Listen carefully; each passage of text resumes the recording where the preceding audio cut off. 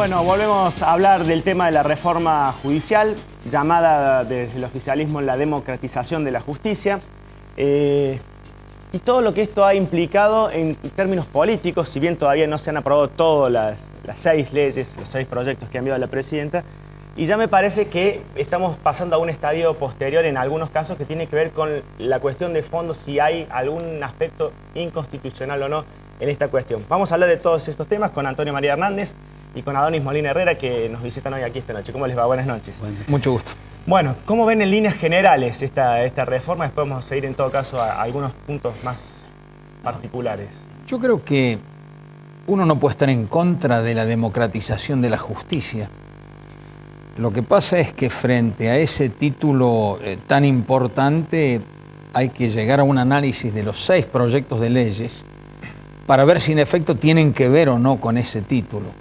Y a mí me parece que claramente se pueden distinguir 3 proyectos que pueden estar dirigidos a ese objetivo, sobre todo el tema del ingreso por concurso a la justicia o el tema de la publicidad de las declaraciones juradas de los magistrados y funcionarios judiciales o el tema de el conocer vía online qué es lo que está ocurriendo en los procesos. Que debemos decir son los que han tenido el consenso prácticamente inmediato, si no tuvieron mayores discusiones. A mí me parece que eso, es decir, sin entrar en detalles, puede estar dirigido a la democratización de la justicia, pero los otros 3 proyectos a mí me parece que son claramente inconstitucionales.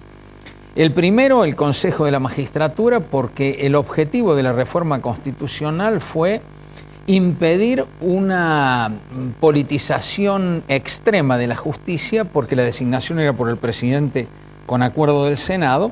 Entonces se introduce el Consejo de la Magistratura para que en un órgano donde existiese equilibrio entre quienes venían como representantes del voto popular, particularmente los legisladores, y los otros sectores que tenían que ver con la administración de justicia, es decir, abogados, jueces y además académicos, ellos tenían que ser electos democráticamente, pero por cada uno de sus sectores.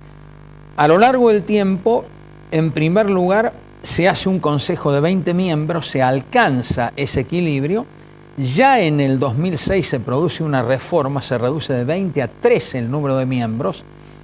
Ahí es donde interviene como presidenta de la Comisión de Asuntos Constitucionales la propia presidenta Cristina Fernández de Kirchner, y ella es donde en particular coloca el énfasis en la importancia de los 2/3 como importante decisión, por ejemplo, para la remoción de los magistrados, donde por supuesto esa era una garantía.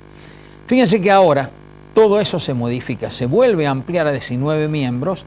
Atrás de la elección popular lo que se busca de todos los miembros es la partidización, porque fíjense que todos tienen que ir en listas de partidos políticos. Eso en definitiva va a romper el equilibrio.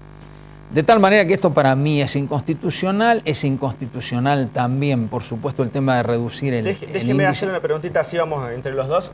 Adonis Molina Herrera, ¿cómo lo ve usted al tema? Lo veo muy grave, porque de alguna manera se inicia un proceso de desconstitucionalización que es muy grave y que nos lleva a un futuro incierto. Sobre todo cuando se ataca el artículo 1 de la Constitución Nacional, que es el régimen de la República, que está consolidado en el artículo 1 cuando dice que la nación adopta para su gobierno una forma representativa republicana federal.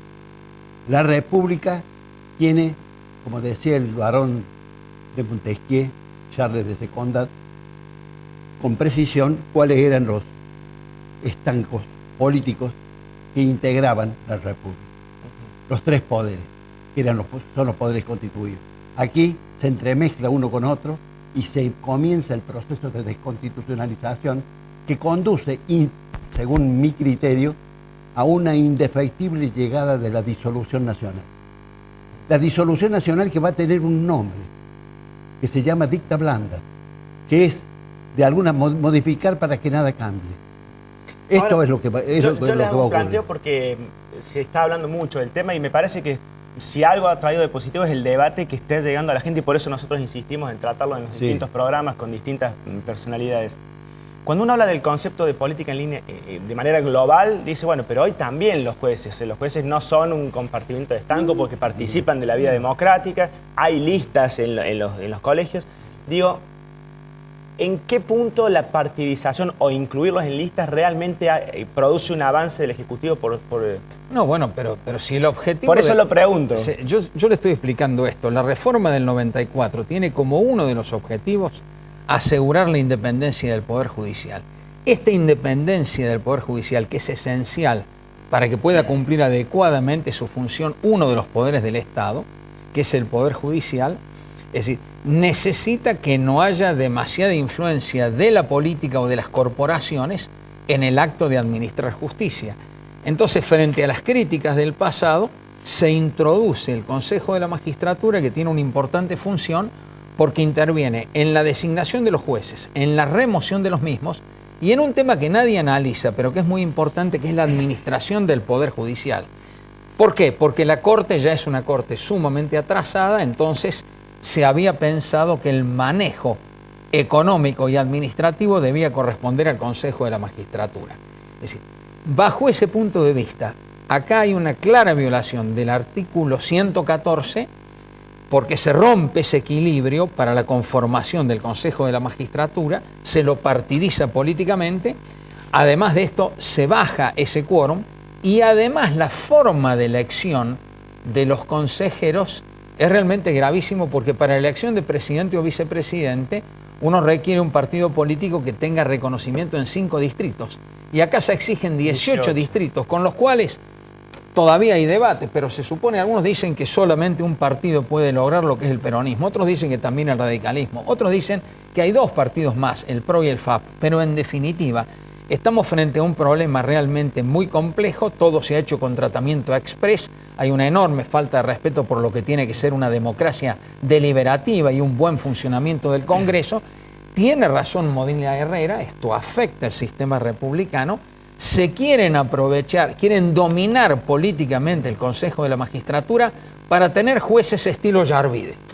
Mire, hay un punto, hay un punto ahí me parece que va en contra, al menos del nombre que se le ha puesto, ¿no? Porque en la medida que haya mayores o menores trabas a la mayor cantidad posible de partidos para que puedan participar y llevar, atenta contra la democratización, me parece. Exacto. Pero Modena Herrera, le quería hacer una pregunta porque usted ha hecho una presentación puntual que tiene que ver con otro de los temas más complejos, más polémicos, que es el de la modificación de las cautelares. Cuando se aprobó la ley que reforma las cautelares, la 26854, inmediatamente yo presenté el amparo fundado en una acción de clase o colectiva, porque yo me permito asumir la representación de todo el pueblo de la nación, buscando que esto no caiga en la desconstitucionalización de la que le hablaba recién.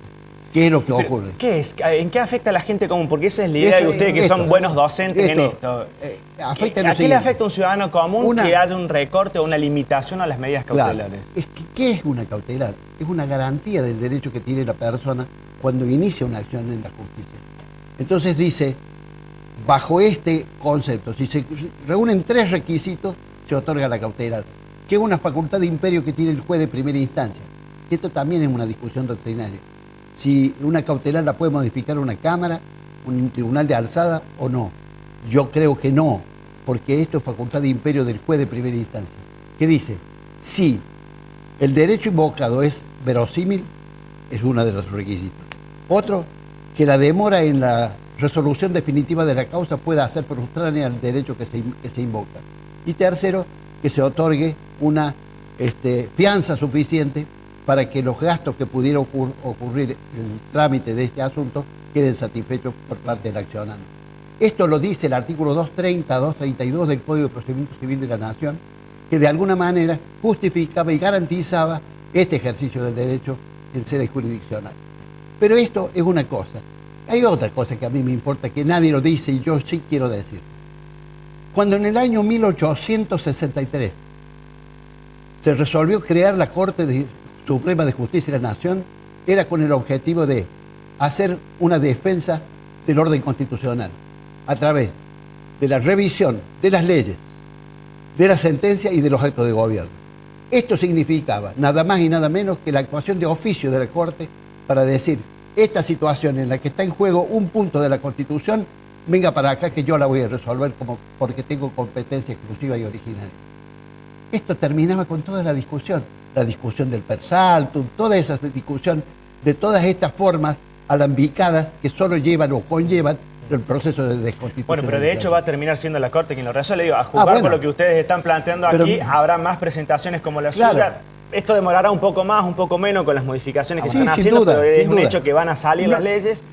¿En qué va a terminar todo esto? Pero perdóneme, perdón, Antonio María, pero hay otra cosa muy grave, que significa la actuación de los jueces sustitutos.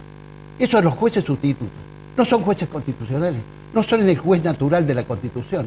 Esto yo lo dejo bien claro, porque esto nadie lo dice y esto es así. Lo que pasa es que hay una complicidad, de alguna manera, en la designación de estos jueces sustitutos. Y este es un verdadero problema para la jurisdicción. Para mí es de una extrema gravedad el proyecto que limita las cautelares.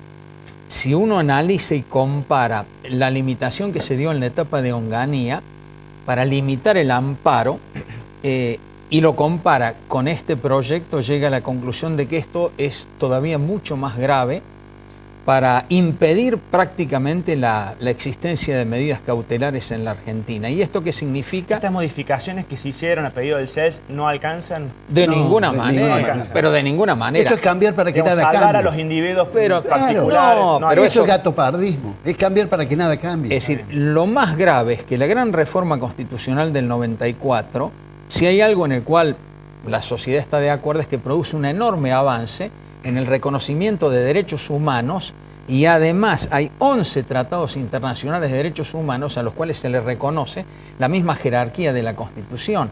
En definitiva, el constitucionalismo nació para asegurar los derechos del hombre y para limitar el poder despótico o autoritario.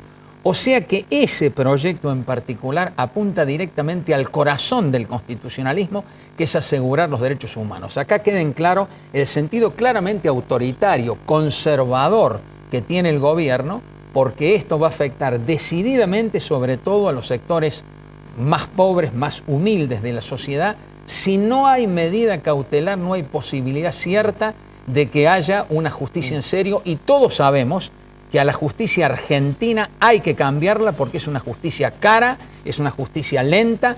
Por eso es que yo estoy de acuerdo con la idea de la democratización de la justicia. Preguntándole si se está dejando pasar una oportunidad. Pero no le quepa la menor duda. A la gente común, me parece, a los que no entendemos nada de derecho profundo, no le quepa la menor duda. Nos parece que hay una deuda, que la justicia no, el servicio de justicia que tenemos no es el mejor, pero estas modificaciones no apuntan a mejorarla. No apuntan a eso, apuntan a dominar políticamente la justicia. Hay que producir un debate en serio, hay que mejorar la justicia.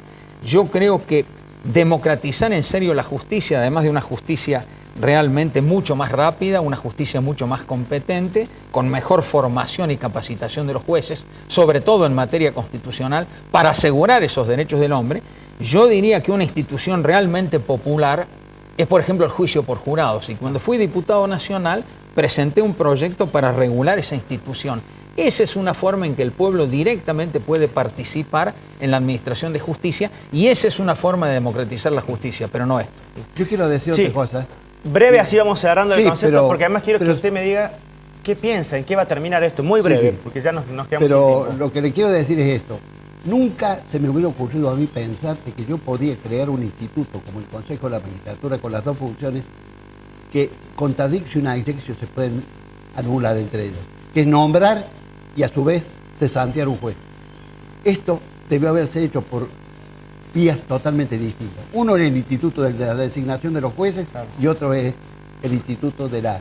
Para garantizar, por ejemplo, que una modificación en las mayorías no afecte las... Cosa que no ocurrió, y yo lo critiqué ya en el año 94. Perdón.